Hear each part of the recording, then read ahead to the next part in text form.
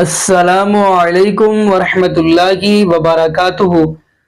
بسم اللہ الرحمن الرحیم۔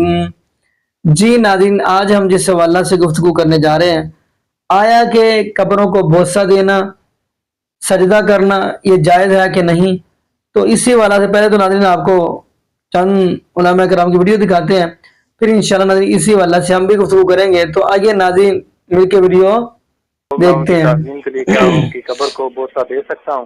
برائے مہربانی جواب عنایت فرما دیجیے۔ السلام علیکم ورحمۃ اللہ وبرکاتہ۔ والد محترم کی زندگی میں ان کے ہاتھ پیر نہیں چوم سکے تو کیا آپ قبر پر جا کر بوسہ دے سکتے ہیں؟ جی، قبر کو بوسہ دینا تو جائز ہے، اور بالخصوص والدین کی قبر کو بوسہ دینا جائز ہے، لیکن اس سے احتیاط کی جائے۔ ٹھیک ہے، اور عام عوام کو یہی حکم دیا جائے گا کہ وہ ایسا نہ کرے۔ ٹھیک ہے۔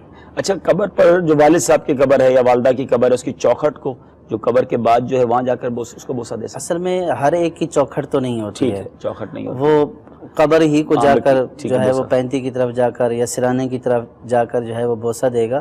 بوسہ دینا شرعاً ناجائز نہیں ہے، ٹھیک ہے، لیکن عوام کو وہ دور سے دیکھنے والا جو خواہ مخواہ جو وہ بناتے ہیں کہتے ہیں سجدہ کر رہا ہے، حالانکہ سجدہ کوئی نہیں کر رہا ہوتا، وہ تعظیماً بعض اوقات بوسہ ہی دے رہے ہوتے ہیں، تو جائز ہے لیکن عوام کے سامنے کرنے میں احتیاط کریں۔ ٹھیک ہے، ٹھیک ہے، بڑا کلیئر جواب ہو گیا، اور یہ شاید بہت ساروں کی کنفیوژن دور کرے گا کہ بعض اوقات جو مزارات پر جاتے ہیں اور دیکھتے ہیں کہ وہ جا کر کیا کر رہے ہیں، تو یہ سجدہ کوئی نہیں کرتا، وہ جا کر قبر کو جو ہے یا اس کی چوکھٹ کو جا کر تعظیماً بوسہ دے رہے ہوتے ہیں۔ انہیں بھی احتیاطی کرنی چاہیے۔ ادب بھی یہی ہے کہ اس کو ہاتھ نہ لگایا جائے، نہ چوما جائے۔ سچی بات ہے، ہم اس قابل بھی نہیں ہیں، تھوڑا فاصلے سے رہ کے دعا مانگیں اور واپس ادب کے ساتھ آ جائیں، تو یہی زیادہ بہتر۔ یہ تو بہت بڑی زیادتی ہے ان کی، قبر پجوا، ان کو آج تک یہی نہیں معلوم کہ پوجا کہتے کس کو ہے۔ قبر کو ہم چومتے ہیں تو وہ اس کو پوجا کہتے ہیں۔ تو میں اس پر کہتا ہوں کہ بھائی اگر پوجنا پوجا ہے تو پھر کوئی دیوبندی اور وہابی اس سے بچا ہوا نہیں ہے۔ جب تک یہ پوجا نہیں کی گھر میں بچہ نہیں پیدا ہوا، یہ پوجا سب کو کرنی پڑی۔ تو چومنا پوجنا نہیں ہوتا۔ امام حاکم نے ایک حدیث لکھی حضرت ابن ابو داؤد صالح سے کہ ایک مرتبہ مروان مدینے سے گزر رہا تھا، اس نے دیکھا کہ ایک شخص قبر رسول کو بوسے دے رہا ہے، چوم رہا ہے، اپنے گالوں سے مس کر رہا ہے، گال رگڑ رہا ہے۔ تو اس نے دیکھا تو کہا کہ اے شخص تو یہ کیا کر رہا ہے، کہ کیا غلط کام کر رہا ہے؟ اس کے نزدیک یہ غلط کام تھا۔ راوی حدیث کہتے ہیں فائزہ وہوا ابو ایوب الانصاری، جب اس شخص نے سر اٹھایا تو حضرت ابو ایوب انصاری تھے، جلیل القدر صحابی، وہ صحابی جن کے گھر رسول اللہ ہجرت کے بعد مہمان رہے، بڑے جلیل القدر صحابی۔ انہوں نے سر اٹھایا اور جلال میں کہا نعم، مجھے مت سکھا، میں جانتا ہوں میں کیا کر رہا ہوں۔ جی تو رسول اللہ صلی اللہ علیہ وسلم ولمعت الحجر، میں رسول اللہ سے ملاقات کے لیے آیا ہوں، میں کسی پتھر کے ڈھیر کے پاس نہیں آیا ہوں۔ تو اس حدیث میں پتہ چلا کہ صحابہ اکرام رسول اللہ کی قبر کو چوما کرتے تھے۔ اہل حدیث کے ایک بہت بڑے علامہ گزرے ہیں، شیخ ناصر الدین البانی، انہوں نے مشکات کی شرح کی ہے، اس میں ایک حدیث نقل کی ہے۔ حضرت علامہ اسماعیل کر کے ایک بہت بڑے بزرگ پہ عالم گزرے، ان کی کتاب ہے صلو علی الحبیب، یہ کتاب کا نام ہے، حبیب پر سلام پڑھو، درود پڑھو۔ اس کتاب کا حاشیہ البانی نے لکھا اور اس حدیث کو صحیح لکھا، اور یہ امام بہت پہلے کے تک وہ ایک حدیث نقل کرتے ہیں، اور اسی حدیث کو امام قاضی عیاض نے کتاب الشفا میں بھی نقل کیا ہے۔ حضرت عبداللہ بن عمر رضی اللہ تعالیٰ عنہ جب سفر پہ نکلتے تو حضور کے روضے پر آتے، سرکار کی مزار کو بوسہ دیتے اور کہتے السلام علیکم یا رسول اللہ۔ پھر اپنے وہ ابو بکر صدیق کی قبر کو آتے، بوسہ دیتے، کہتے السلام علیکم یا ابا بکرین۔ اور پھر اپنے والد کی قبر پر آتے حضرت عمر کی، اور کہتے پھر بوسہ دیتے اور کہتے السلام علیکم یا ابا، اے میرے بابا آپ پر سلام ہو۔ اور اس کے بعد پھر ممبر رسول کے قریب آتے، جو حضور کا ممبر تھا، اس پر ہاتھ پھیرتے اور چومتے، ہاتھ پھیرتے چومتے۔ راوی کہتے ہم پوچھتے کہ حضور آپ یہ کیوں کرتے ہیں؟ فرماتے جانتے نہیں اس ممبر میں برکت ہے، اس لیے کہ یہ اس نے آقا کے جسم کو مس کیا ہے۔ سبحان اللہ، سبحان اللہ۔ تو چومنا تو یہ صحابہ سے ثابت ہے۔ امام بخاری نے ادب المفرد کتاب لکھی ہے، امام بخاری کی کتاب ہے، وہابیوں نے چھاپا ہے، لیکن وہابی پڑھتے نہیں ہے، صرف چھاپتے ہیں، پڑھ تو ہم سن نہیں رہے ابھی الحمدللہ، پڑھتے نہیں وہ چھاپتے ہیں، اور اہل حدیث بن رہے ہیں، یہ سب چھاپ کے اہل حدیث بن رہے ہیں، پڑھ کے نہیں بنتے۔ تو چومنے کی تو بہت ساری دلیلیں ہیں، صحابہ اکرام سے ثابت ہے مزاروں کو بوسہ دینا، چومنا۔ دیکھیں، چومنے کو ہمارے اکابرین نے منع فرمایا اور اس کو بے ادبی قرار دیا ہے۔ یہ بعض لوگوں کے لیے بڑا تعجب خیز بات ہوتی ہے، بولتے ہیں یار یہ کون سی نئی بات کہہ دی، حالانکہ نئی بات نہیں ہے، آپ نے اصل میں پرانی باتوں کو پڑھنے کی زحمت ہی گوارا نہیں کی ہے، آپ نے جو رسم و رواج جاری ہو چکا ہے آپ یہ تو کوشش ہی نہیں کرتے کہ یہ دیکھ لیں کہ قرآن و حدیث کے موافق ہے یا نہیں ہے، بس جو چل رہا ہے چل رہا ہے۔ ہمارے اکابرین نے منع فرمایا کہ صاحب قبر کی قبر کو چومنا مکروہ ہے، جب آپ مزار پہ جائیں تو کم از کم 4 قدموں کے فاصلے پر کھڑے ہوں، جیسے ان کی زندگی میں بعد دور کھڑے ہوتے ہیں ایسے دور کھڑے ہو کر آپ نے جو قرآن وغیرہ پڑھنا ہے پڑھیں، اللہ تعالیٰ کی بارگاہ میں دعا کریں اور پھر پلٹ جائیں۔ یہ حتیٰ کہ سنہری جالیوں کو ہاتھ لگانا بھی بے ادبی قرار دیا ہے ہمارے اکابرین نے کہ وہاں پر بھی 4 قدم کے فاصلے پر ادب سے کھڑے ہوں۔ یہ اتنا کم ہے کہ سرکار نے آپ کو قدموں میں کھڑے ہونے کی سعادت بخش دی، اللہ تبارک و تعالیٰ نے آپ کو موقع فراہم کیا، اس سے آگے بڑھنے کی بے ادبی نہیں کرنی چاہیے۔ اور پھر سجدہ یہ تو بالکل ہی منع ہے، اگر کوئی معاذ اللہ ثم معاذ اللہ صاحب مزار کو معبود عبادت کے لائق سمجھ کر سجدہ کرے تو کفر و شرک ہے، اور اگر لائق تعظیم سمجھ کر سجدہ تعظیمی کرے گا تو پھر بھی یہ ہماری شریعت کے اندر حرام اور گناہ کبیرہ ہے، اس کی کوئی گنجائش نہیں ہے، لہذا اس قسم کی اوٹ پٹانگ حرکتوں سے اجتناب۔ اچھا، ایک جو آپ نے بھی بات کی نا اس کی کہ قبر کا بوسہ لینا بھی جائز نہیں ہے، اس میں میں نے نہیں کہا، مصعب ڈلوی صاحب نے کہا، اس میں ایک بات اکثر و بیشتر عوامی لیول پہ بھی کہہ دی جاتی ہے، بعض اوقات لوگ جو ہیں وہ صوفی ٹائپ لوگ زیادہ کہتے ہیں، وہ کہتے ہیں جی یہ جہالت کی باتیں ہیں کہ یار اہل محبت پہ فتوے لگاتے ہو، اہل محبت پہ کون سا فتویٰ لگتا ہے۔ وہ مثال دیتے ہیں کہ جی اگر کسی کی ماں کی قبر ہے یا کسی کے کوئی اکلوتا بیٹا خدا نہ خواستہ کسی کا فوت ہو گیا ہے یا کسی کا جناب کوئی بزرگ ہے یا ویسے ہی کوئی عشق محبت لیلا مجنوں والے قصہ لے لیں، وہ کہتے ہیں جی کوئی اس کی اسی قبر کو کیسے ممکن ہے وہ جائے جا کے وہ 6 فٹ کے فاصلے پہ کھڑا ہو جائے۔ وعلیکم السلام ورحمۃ اللہ وبرکاتہ۔ اور میرے بھائی مسئلہ یہ ہے کہ یہ جو یہ باتیں کر رہے ہیں نا اس قسم کی، ان کو سمجھائیں کہ اللہ کے بندو عقل کے ناخن لو، عشق دے چلے نمبر لے گئے عقل والا انجے ہی عمرہ گالیاں، یہ جو آپ نے ڈاکٹرائن کھڑی کر دی ہے، یہ میرے بھائی ڈاکٹرائن تو نبی علیہ السلام نے نہیں کھڑی کی ہے۔ ابو داؤد میں، ترمذی میں، ابن ماجہ میں، سنن کبریٰ البیہقی کے اندر، المستدرک للحاکم میں صحیح سند کے ساتھ یہ حدیث ہے کہ ایک شخص ہیرا نامی گاؤں سے کوفے کے پاس سے آیا اور اس نے نبی علیہ السلام کو آ کے سجدہ کیا، قیس بن سعد ان کا نام تھا۔ آپ فرمایا سر اٹھا یہ کیا کر رہا ہے؟ ان کے یا رسول اللہ علیہ وسلم میں وہ کوفے گیا تھا نا نجدیوں کے شہر، یہ نجدی میں کہہ رہا ہوں کیونکہ کوفے والے نجدی ہیں اصل میں، وہاں پہ میں نے دیکھا لوگ اپنے سردار کو سجدہ کرتے ہیں، تو آپ تو اللہ کے نبی ہیں، آپ زیادہ حقدار ہیں کہ ہم آپ کو سجدہ کریں۔ تو آپ نے فرمایا جب میں فوت ہو جاؤں گا تو میری قبر سے گزرو گے، کیا میری قبر پہ بھی سجدہ کرو گے؟ کہا نہیں یا رسول اللہ۔ تو فرمایا پھر مجھے کیوں کر رہے ہو؟ اگر میں سجدہ جائز سمجھتا تو بیویوں سے کہتا کہ اپنے خامدوں کو سجدہ کریں اس حق کے سبب جو اللہ تعالیٰ نے ان کے لیے رکھا ہے۔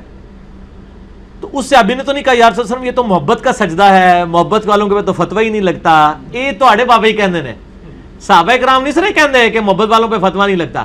محبت کی ابتدا اور انتہا نبی صلی اللہ علیہ وآلہ وسلم کے مبارک قدموں تک پہنچنا ہے، آپ صلی اللہ علیہ وآلہ وسلم کی مبارک تعلیمات ہیں، ٹھیک ہے جی۔ اس کے علاوہ جو بھی محبت کے کرائٹیریا ہیں وہ ردے کی ٹوکری میں، یہ بات ذہن میں رکھیے گا۔ اگر نبی علیہ السلام ایک چیز سے منع فرما دے، آپ کو کہ جی میں پھر بھی سجدہ کروں گا، جس طرح اعلیٰ حضرت نے ایک شعر کہا ہے، سر سوئے روزہ جھکا پھر تجھ کو کیا، دل تھا ساجد نجدیا پھر تجھ کو کیا۔ وہ کہتا ہے میں روزہ رسول کے سامنے جب سر جھکایا نا تو میں دل سے تو حضور کو سجدہ کر رہا تھا، ان طرح ان کو بھی خیال تھا کہ فزیکلی حضور کو سجدہ نہیں کرنا ہوتا حرام ہے، تو کہتے ہیں میں دل سے سجدہ کر رہا تھا۔ تو میں اس پہ کہتا ہوں بڑا چنگا کام کیتا جی اللہ دے بندے ہو، نبی تو دل خوش کیتا جی اس طرح۔ وہ نبی جو چھوٹی چھوٹی بات کے اوپر اتنی گرفت فرمائے۔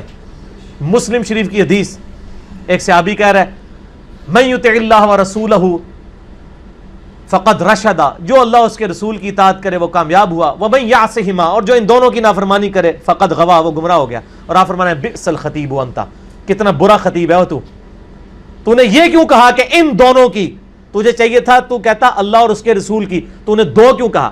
یا آپ کے بزرگ کہتے ہیں ہک ہے، ہک ہے، ہک ہے، جیڑا ہک کی ڈھوں آنکھے او کافر و مشرک ہے۔ اور نبی علیہ السلام کیا فرما رہے ہیں؟ جیڑا ڈھوں کی ہک آنکھے او کافر و مشرک ہے۔ تو اچھا اسی لیے آپ دیکھیں انہوں نے شعر لکھے ہیں علم و بس کریو یار، ان کو پتہ ہے علم ہماری موت ہے۔ اور قرآن کیا کہتا ہے؟ قل رب زدنی علما، اے نبی آپ بھی اللہ کے حضور دعا کی ہے کریں کہ اللہ میرے علم میں اضافہ کر دے۔ قل هل يستوي الذين يعلمون والذين لا يعلمون انما يتذكر اولو الالباب، اے نبی فرما دیجئے علم والے اور بغیر علم والے برابر نہیں ہو سکتے، نصیحت تو حاصل نہیں کرتے مگر عقل والے۔ یہ عقل علم یہ ساری باتیں انما یخشی اللہ من عبادہ العلماء، اللہ کی معرفت صرف اہل علم کو. یہ ساری آیتیں جو ہیں یہ آیتوں میں تو کہیں عشق اور چلے تے تواڈے چل ایسے چلے ہی ہو ایسے صحیح کہندے نے عشق دے چلے نمبر لے گئے اور نمبر ایتھے ہی نے انہاں دے ناچن گے تے ویلا سٹیاں جان گیاں آخرت عشق دے چلے نہیں پینٹی لگ جانی جے. عشق اور محبت وہی ہے جو نبی صلی اللہ علیہ وآلہ وسلم کی تعلیم فرمائی ہوئی ہے. ادروائز جو بھی آپ چیز آگے بندہ کہتا ہے جی نبی علیہ السلام جو ہے میں آپ کو سجدہ کروں گا، حضرت آدم کو بھی تو فرشتوں نے کیا تھا، تو اسی لیے کہا جاتا ہے حکم جو ہے ادب پر فوقیت رکھتا ہے. ٹھیک ہے جی، اگر حکم ادب پہ فوقیت رکھتا ہے اور آپ کا جعلی عشق تو ہے ہی کسی کھاتے میں نہیں، اس پہ حکم نہیں فوقیت رکھے تو یہ جعلی بات ہے. وہ کہتے ہیں جی بلے شاہ نے نچ کے مرشد بنایا سی، تو اعلیٰ حضرت تو خود احکام شریعت میں لکھ رہے ہیں کہ یہ قوالی ناچ گانا یہ صوفیاء کی بدعت ہیں، اور ہم یہ شرم کا مقام ہے کہ ہم تمہیں بخاری مسلم ابو داؤد ترمذی نسائی ابن ماجہ سے حدیثیں پیش کرتے ہیں ان چیزوں کی حرمت پہ، اور تم ہمیں بزرگوں کے واقعات سناتے ہو.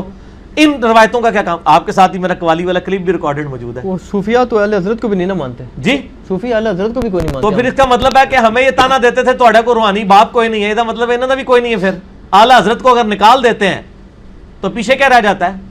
اعلیٰ حضرت کا تو ان کو شکر گزار ہونا چاہیے کہ ان کے جو جعلی عقیدے تھے نا، جن کے پیچھے کوئی قرآن و حدیث کی آیات نہیں تھی، ان کو بھی اعلیٰ حضرت نے کسی طریقے سے ثابت کاری دی ہے.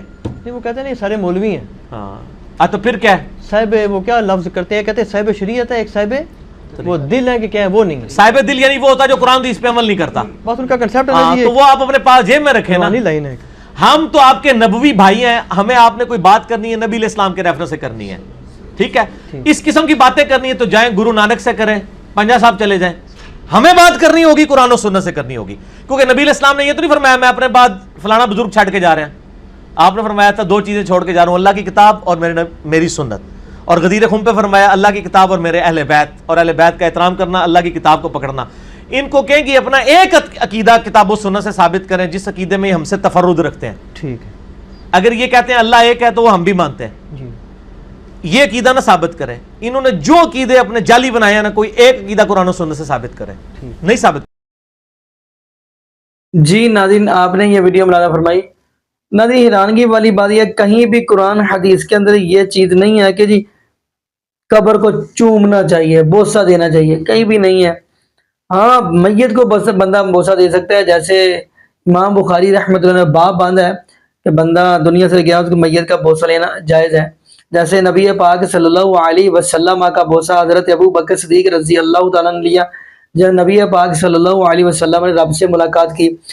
تو ناظرین اور اگلی بات سجدہ کرنا، اللہ پاک نے ہر چیز تو ہمیں دو دی ہیں، ہاتھ دو دیے ہیں، پاؤں دو دیے ہیں، آنکھیں دو دی ہیں، کان دو دیے ہیں، پیشانی ایک کیوں دی ہے؟ اس لیے تو ایک دی ہے. اللہ پاک فرماتے ہیں یہ ایک پیشانی میرے در پہ ہی جھکتی ہوئی، ایک رب العالمین کے در پہ ہی جھکتی ہوئی اچھی لگتی ہے. تو ناظرین اگر ایک اور مثال دیتا چلوں، بندہ کھانا کھاتا ہے تو چھابی کے اندر کھانا آتا ہے، روٹی آتی ہے، تو اللہ پاک یہی تو بات سمجھانا چاہ رہے ہیں کہ اگر جانور دیکھیں گے وہ اپنا سر کھرلی کے اندر رکھ کے کھائیں گے. کوئی بھی دیکھیں گے گدھا گھوڑا جو کوئی بھینس دیکھیں گے وہ کھرلی کے اندر سر رکھ کے کھاتے ہیں. اللہ پاک فرماتے ہیں انسان میں نے آپ کو دو ہاتھ کیوں دیے ہیں؟ فرمایا چھابی کے اندر روٹی آئی ہے، کھانا آیا ہے، ان ہاتھوں سے، اس ہاتھ سے توڑ کر کھا، چھابی کے آگے سر کو نہ جھکا. تو ناظرین حیرانگی والی بات یہ ہے کہ میں چیز جو سمجھانا چاہ رہا ہوں وہ یہ ہے کہ حجی قبروں کو بھی سجدے، جبکہ آپ صحیح بخاری کا مطالعہ نبی پاک صلی اللہ علیہ وسلم نے اسی تو فرمایا لعن اللہ الیہود والنصارى قبور انبیاء، یعنی لعنت ہو یہود و نصارہ کے اوپر جنہوں نے اپنے نبیوں کی قبروں کو سجدہ گاہ بنا لیا. ساتھ نبی پاک صلی اللہ علیہ وسلم نے یہ بھی فرمایا کہ اللہ میری قبر کو سجدہ گاہ نہ بنانا. تو یہ تو صاف نبی پاک صلی اللہ علیہ وسلم کا فرمان ہے. باقی ناظرین یہاں پہ دعا کرتے ہیں اللہ پاک ہمیں نبی پاک صلی اللہ علیہ وسلم کی شریعت کے مطابق زندگی گزارنے کی توفیق دے، اور اللہ پاک ہمیں 5 وقت کا پکا اور سچا نمازی بنا دے. اور جتنے بھی بے اولاد جوڑے ہیں اللہ پاک سب کو نیک نورینہ صحت تندرستی والی ایمان والی لمبی زندگی والی اولاد عطا فرما دے. جزاکم اللہ خیرہ، احسن الجزاء. السلام علیکم ورحمۃ اللہ وبرکاتہ.